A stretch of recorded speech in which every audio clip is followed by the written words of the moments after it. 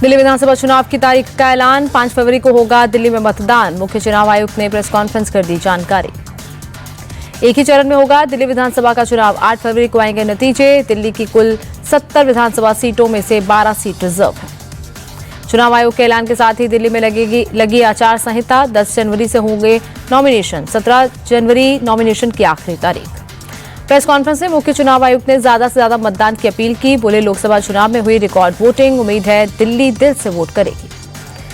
Voter list को लेकर बोले मुख्य चुनाव आयुक्त राजीव कुमार। कहा, बिना आधार के आयोग पर कई आरोप लगाए गए। वोटर लिस्ट को लेकर अफवाह फैलाई गई। ईवीएम हैक को लेकर बोला चुनाव आयोग। सुप्रीम कोर्ट ने भी कहा, ईवीएम हैक नहीं हो सकता, ईवीएम पूरी तरह फुल प्रूफ। अयोध्या की मिल्कीपुर सीट पर उपचुनाव की तारीखों का ऐलान। 5 फरवरी को वोटिंग, 8 फरवरी को दिल्ली के साथ आएंगे नतीजे। दिल्ली चुनाव की तारीखों के ऐलान के बाद बीजेपी अध्यक्ष जेपी नड्डा का ट्वीट। विकसित दिल्ली बनाने में जनता से योगदान की अपील। दिल्ली चुनाव की तारीखों के बाद बीजेपी का बड़ा दावा। वीरेंद्र सचदेवा ने कहा, 8 फरवरी को दिल्ली में बीजेपी की सरकार बनेगी। बीजेपी उम्मीदवार सतीश उपाध्याय का आम आदमी पार्टी पर निशाना। कहा, आपकी भ्रष्ट सरकार की होगी विदाई, दिल्ली में बीजेपी का कमल खिलेगा।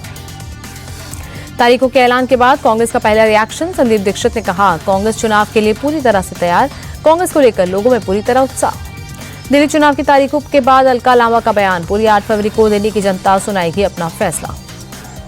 आप प्रवक्ता प्रियंका कक्कड़ का बयान। आम आदमी पार्टी चुनाव के लिए पूरी तरह तैयार। बोली, काला धन बांटने वाले प्रवेश वर्मा पर हो कार्रवाई।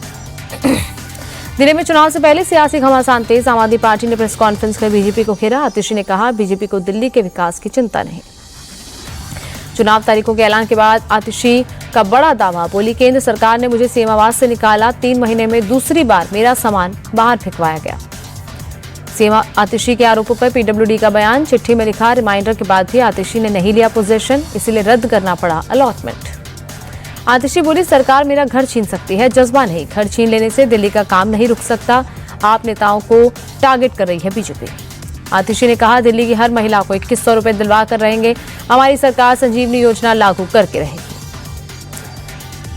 आप सांसद संजय सिंह का बीजेपी पर निशाना। कहा, बीजेपी अब गाली गलौज वाली पार्टी बन गई है। ऊटपटांग बयान देकर विपक्षी नेताओं का कर रहे अपमान। सीमावास को लेकर संजय सिंह का बयान। कहा, बीजेपी कर रही दुष्प्रचार, आरोपों को सच साबित करके दिखाए।